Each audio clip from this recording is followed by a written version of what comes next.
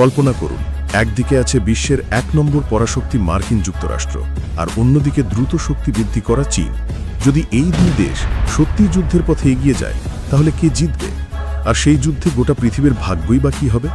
আজ আমরা খুঁজে বের করব সেই উত্তর, বাস্তব বিশ্লেষণ এবং সম্ভাবনার আলোকে। ভিডিওটি শুরুর আগে আমাদের চ্যানেলটি সাবস্ক্রাইব করে পাশে থাকা বেল আইকনটি অন করে দিন, যাতে এরকম নতুন নতুন সব ভিডিও সবার আগে আপনার কাছে পৌঁছে যায়। তো চলুন শুরু করা যাক আজকের ভিডিও।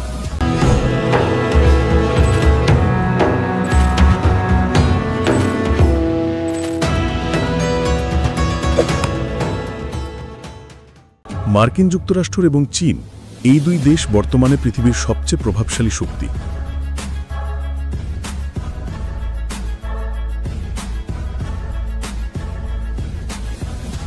বহু বছর ধরে এই দুই শক্তির মধ্যে চলছে রাজনৈতিক, অর্থনৈতিক, সামরিক এবং প্রযুক্তিগত প্রতিযোগিতা। বাণিজ্য যুদ্ধ থেকে শুরু করে দক্ষিণ চীন সাগর পর্যন্ত সর্বত্রই রয়েছে উত্তেজনা। যদিও এখনও পর্যন্ত সরাসরি কোনো বড় সংঘর্ষ হয়নি, অনেক বিশ্লেষকই বলছেন ভবিষ্যতে এমন যুদ্ধ অসম্ভব নয়। তাহলে যুদ্ধ হলে কে এগিয়ে থাকবে তা বোঝার চেষ্টা করি। প্রথমেই দেখা যাক মার্কিন যুক্তরাষ্ট্রের শক্তি। যুক্তরাষ্ট্র এখনও প্রযুক্তি ও সামরিক দিক থেকে বিশ্বের শীর্ষে। তাদের বিমান বাহিনী, নৌবাহিনী ও গোয়েন্দা নেটওয়ার্ক পৃথিবীর যে কোনো প্রান্তে মুহূর্তের মধ্যে অভিযান চালাতে সক্ষম। তাদের সবচেয়ে বড় শক্তি হল আন্তর্জাতিক জোট, ন্যাটো এবং অন্যান্য মিত্র দেশগুলো। অর্থনৈতিকভাবে তারা শক্তিশালী, আর সামরিক খাতে তাদের বাজেট পুরো বিশ্বের অনেক দেশের সম্মিলিত বাজেটের চেয়েও বেশি। তবে যুক্তরাষ্ট্রের চ্যালেঞ্জও কম নয়। একটি যুদ্ধ মানেই বিশাল ব্যয়, মানব জীবনের ক্ষতি আর বৈশ্বিক প্রতিক্রিয়া, যা তাদের অর্থনীতিকেও নাড়িয়ে যেতে পারে। এখন দেখা যাক চীনের শক্তি। গত 2 দশকে চীন অবিশ্বাস্য গতিতে অর্থনৈতিক এবং সামরিক শক্তিতে পরিণত হয়েছে। তারা দ্রুত আধুনিকীকরণ করেছে তাদের সেনাবাহিনী, তৈরি করেছে অত্যাধুনিক যুদ্ধজাহাজ, হাইপারসনিক মিসাইল এবং নিজস্ব স্টেলথ ফাইটার। চীনের প্রভাব এখন শুধুমাত্র এশিয়াতেই নয়, আফ্রিকা, ইউরোপ ও ল্যাটিন আমেরিকাতেও ছড়িয়ে পড়ছে তাদের অর্থনৈতিক প্রকল্পের মাধ্যমে। তবে চীনের সীমাবদ্ধতা হল তাদের তুলনামূলকভাবে কম আন্তর্জাতিক মিত্র, আর যুক্তরাষ্ট্রের সঙ্গে সরাসরি সংঘর্ষ হলে বৈশ্বিক অর্থনীতি তাদের বিরুদ্ধেও কাজ করতে পারে।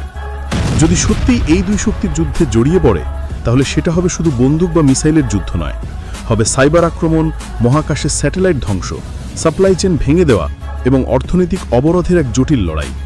বিশ্লেষকরা বলছেন এই যুদ্ধ দ্রুত ও সংক্ষিপ্ত হবে না, বরং দীর্ঘস্থায়ী ও ধ্বংসাত্মক হতে পারে।